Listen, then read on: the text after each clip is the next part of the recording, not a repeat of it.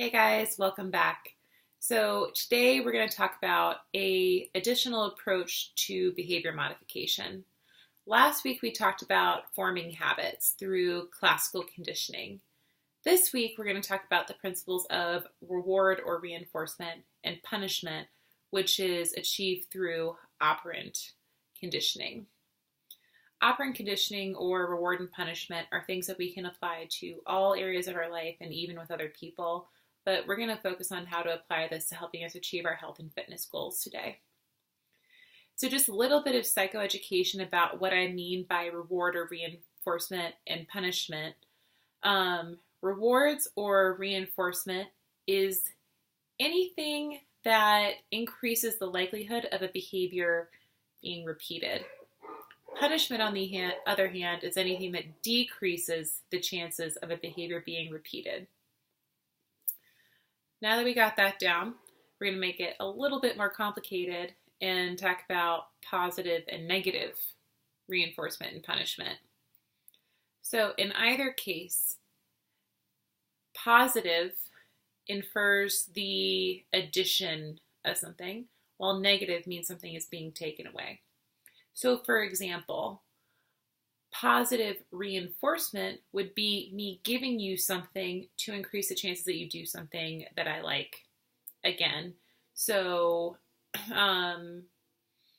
maybe how we give our kids money when they get good grades on their report cards. We are giving them money, which is the positive, to increase the chances that they continue to get good grades in the future. So how can a punisher be positive in this sense? We can add something aversive to decrease the chances of a behavior repeating. So for example, if my kids did something I didn't like, then I could give them chores to tell them, hey, I don't like when you do this, and if you do, you're going to have to do these extra things that you don't like instead. And on the negative side, for a negative reinforcer, we can take something aversive away. So maybe if my kids do something that I like, I could take chores away for the week to say, hey, great job, now you don't have to do this other work. Additionally, negative punishment would be taking something away from somebody, but it's something that they like. So when we punish our kids, we take away their phones or their access to TV, for example, for a week to say, hey, don't do this again. So I'm going to ask you today to think about things that are reinforcing and punishing to you. And I want you to think in terms of both positive and negative reinforcers and punishers.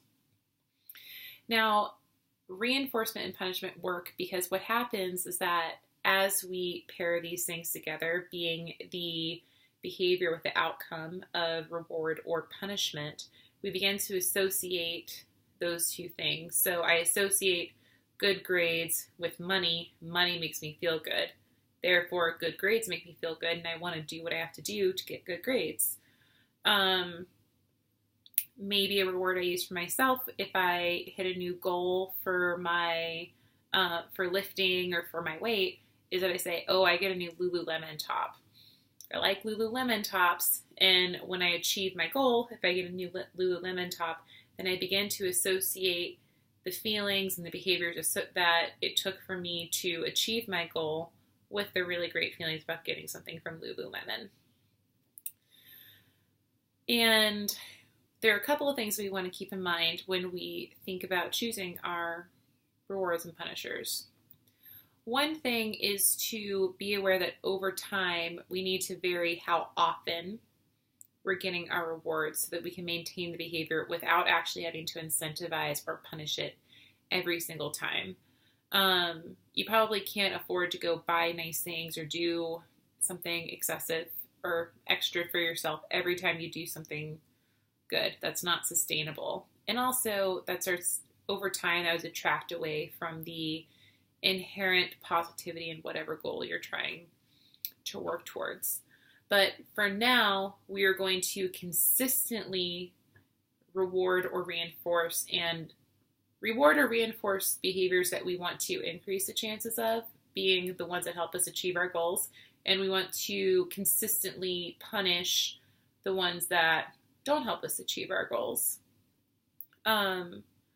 Just to get into it a little bit, we need to be sure that we are being really aware of these things, because when it comes to reinforcement, variable reinforcement is the most potent of all kinds of reinforcement. So if I don't know when I'm going to get rewarded for something because it comes at sporadic intervals, then I'm going to keep doing the thing hoping that I'm going to get whatever that thing is. This is actually how gambling or the lottery works. You never know how many times you have to play before you get some kind of positive outcome out of it. Additionally, we need to consider that punishments need to be used all the time, consistently need to be applied, because if a behavior is not punished every single time, then we're likely to keep doing the behavior because it's not certain that'll happen. And that's why we see people continuing to speed even after they get a speeding ticket. Because you probably get a speeding ticket, every 1 out of 100 times that you speed? Maybe a little more or less often. The thing is, you never know when it's going to happen, and you're consistently getting away with the behavior. But because it's inconsistently punished, we continue to practice the behavior. So the takeaway from what I just said is that we need to make sure we are always consistently punishing behaviors that are going to not be helpful to our goals, and that with rewards, we want to start out reinforcing them every time, and then over time, we want to make the rewards or reinforcements more sporadic to help us maintain the behaviors that we're trying to increase. Another just comment is that reinforcement has been shown to be more effective in behavior modification than punishment. So you might just focus on identifying rewards and reinforcers today and not just punishments. But you can do either, and I'll talk about both. And what I'm going to ask you guys to do this week is to choose possible rewards and punishers, if applicable, that you can apply to helping you achieve your health and fitness goals, as well as to increase the chances of you acting on your goal behaviors. Something you'll need to consider is what your starting point is and how hard is it going to be for you to implement these new behaviors. So someone brand new to the gym who feels really uncomfortable in there and really struggles to get there, I would encourage you to reward yourself every time you go to the gym.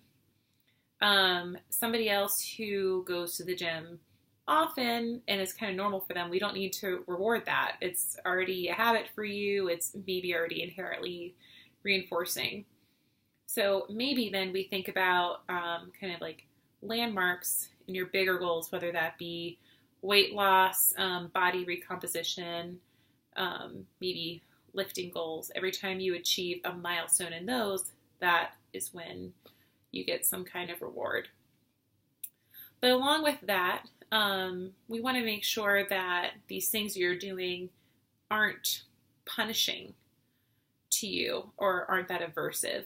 So even if you don't decide that you need to be rewarded every time you go to the gym, for example, or every time you eat a healthy meal, I will encourage you to be mindful of how engaging in your target behaviors makes you feel. So think about how you're feeling before you do the thing. So before I go to the gym, where's my energy at on a scale of 1 to 10? A 1 being bad and a 10 being great. Maybe my energy is like a 4 or 5, my mood a 5 or a 6.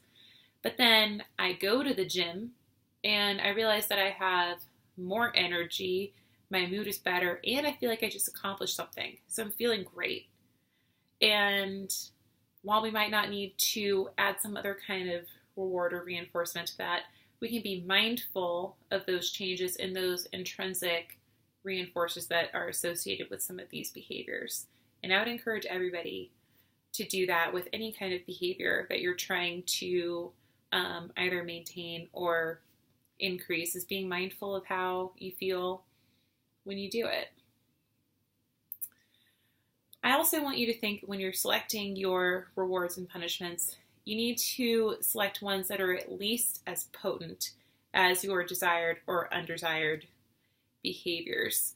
So, for example, saying that you're going to give yourself a high five or a pat on the back because you reach your goal weight isn't going to feel rewarding, and therefore I'm probably not going to work that hard to get there. On the flip side, I don't want you to overly reward really simple behaviors because then there's actually no reason to work harder.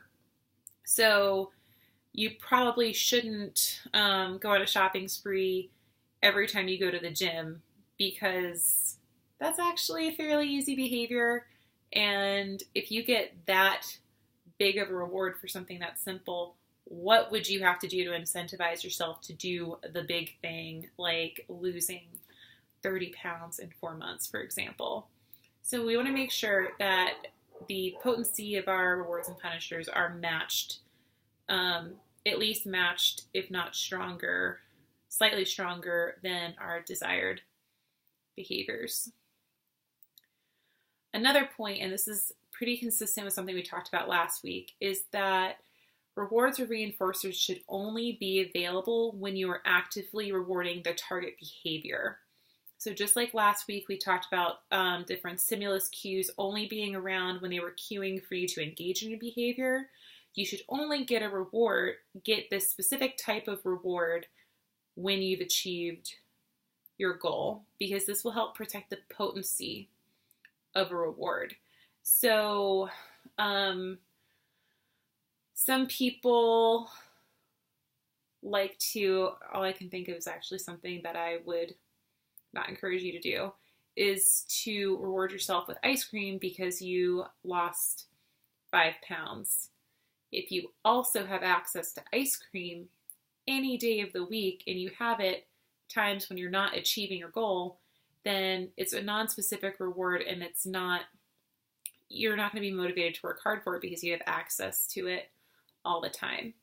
So whatever your rewards are, make sure that you restrict their availability, implementation, or whatever to when you've actually achieved your goal, whichever may that may be.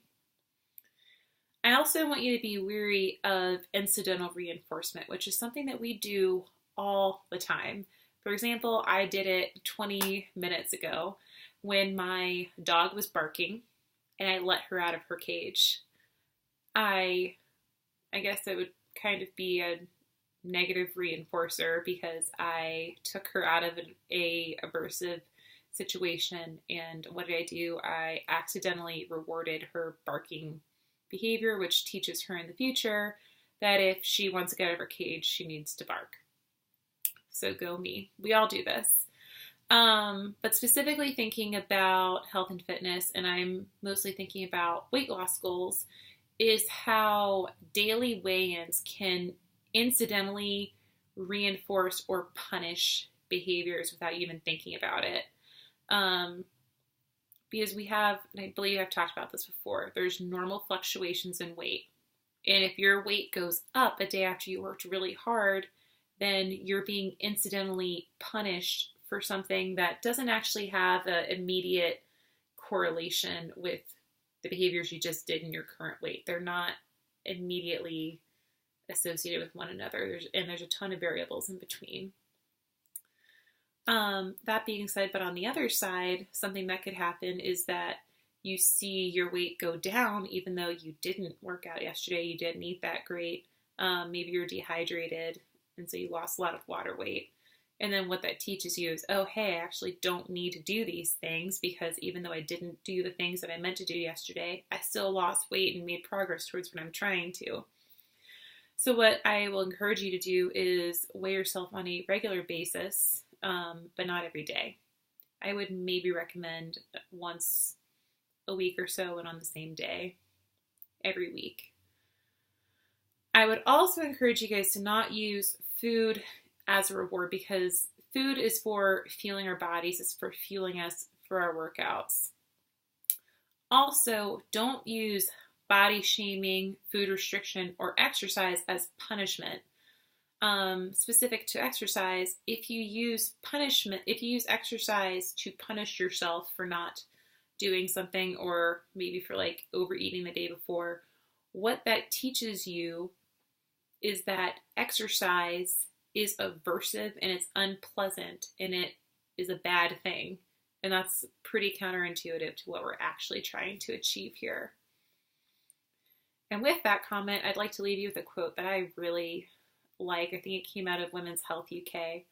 And that is, exercise is a celebration of body. Exercise is a celebration of what your body can do, not a punishment for what you ate. Try to internalize that and take it to heart. I hope it's helpful. So for your assignment this week, try to think about different rewards and punishers that can be helpful for you and consider when they should be applied. So you can think about on a grading scale from like easy behaviors to bigger, more difficult ones, or short-term goals up to long-term goals. We want to gradiate our reinforcers and punishers like we talked about to the difficulty of our goals.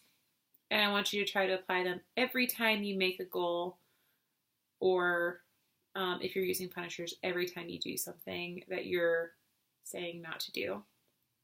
Some of this is a little bit tricky. If any of you guys have any questions about how to implement this or need some suggestions about how to make this plan, leave me a comment below and I'll get back to you. Thanks, and I'll see you next week.